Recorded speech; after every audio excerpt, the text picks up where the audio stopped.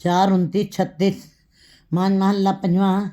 जिथे नाम जपिए मन प्रभ प्यारे, से अस्थल सोइन चौबारे।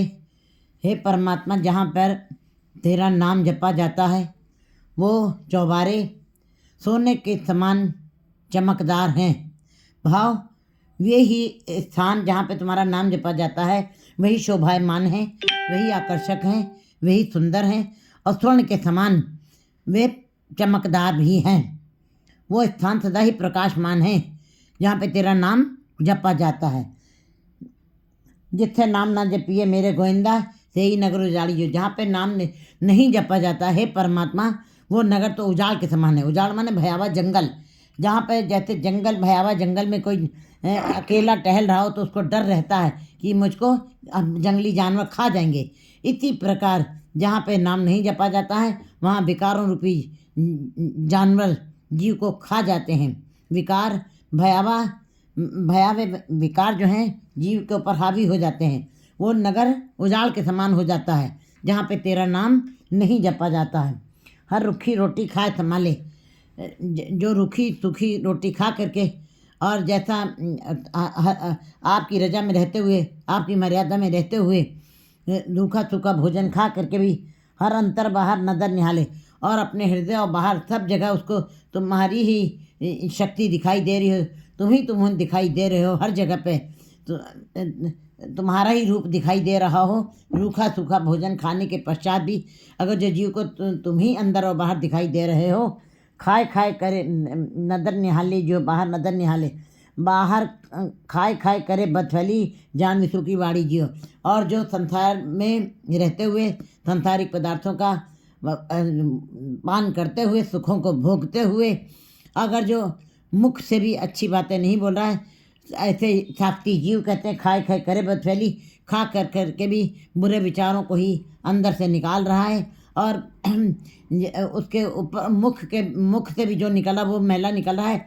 और जीव अंदर का तो मैला है ही है, अंदर से तो मैल निकल ही रही है और मुख से भी अगर जो उसके मैल ही निकल रही है। खाए खाए 36 प्रकार के भोजनों को खाने के पश्चात भी अगर जो बदफैली कर रहा है, संसारिक बातें कर रहा है, संसार की चर्चा में रह रहा है, तो जान विसु की बाड़ी जियो। वो विकारों की, वो जहर की बाड़ी के समान है। जहर की बाड़ी माने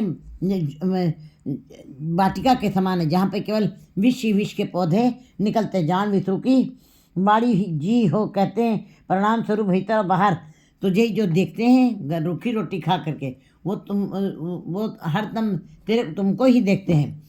वो उनके ऊपर तेरी कृपा है। लेकिन जो जिन्होंने संसार के सारे सुखों का भोग किया है और मुख से अच्छा नहीं बोल रहे हैं, वो विषैली झाड़ियों के समान ही प्रतीत हो रहे हैं।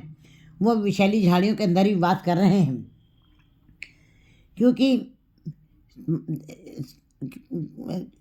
माया जो है, शक्ति जो है, वो जीव को मैला ही करती है। जो माया के साथ प्यार करते हैं वो मायावी हो जाते हैं। मायाधारी माने मूर्छित, अज्ञानी और सदा ही माया की गिरफ्त में रहते हैं। ऐसे जीवों को शक्ति की संज्ञा दी गई है। संता सेती रंग न, उनका ध्यान संतों के साथ कभी भी नहीं जुड़ता और ना चाहे वो संतों के साथ बैठे भी हों उनके ऊपर वो रंग नहीं चढ़ सकता, क्योंकि वो संसारिक पदार्थों में ही उनकी जकड़ है। संता सेती रंग न, उनके ऊपर संतों के संगत में रहते हुए रंग नहीं चढ़ता। साकत संग विकर्म कमाए। और साकत माने मनुष्य देही लिए हुए, मन मुख बने हुए, मायाधारी बने हुए, संसारिक बातें करते हुए, जिनकी इंद्रियां संसार को देख रही हैं, रचना संसार की चर्चा कर रही है, ये कान जो है संसार की चर्चा को सुन रहे हैं। इन्हीं ऐसे जीवों को ही साकत जीव कहा जाता है। साकत संग विकर्म कमाए। ऐसे जीव जो हैं साकतों की संगत में रहते हुए बुरे कर्म करते हैं, बुरे कर्म विकर्म कमाते हैं, बुरे कर्म करते हैं। दुर्लभ देही खोई अज्ञानी, जान अपन जड़ अपनी आप उपाड़ी जियो। और उन्होंने अपनी दुर्लभ देही, कहते हैं मानुष जन्म दुर्लभ है, मिले ना बारंबार। ये बार बार नहीं मिलना है, ये बड़ी मुश्किल से मिलता है। ये हीरे जैसा जन्म है, ये हीरे जैसा जन्म है मनुष्य को जो मिला है। उसने अपनी साक्षी जीव ने, मायावी जीव ने अपनी इस दुर्लभ मनुष्य देही को व्यर्थ में गंवा दिया है।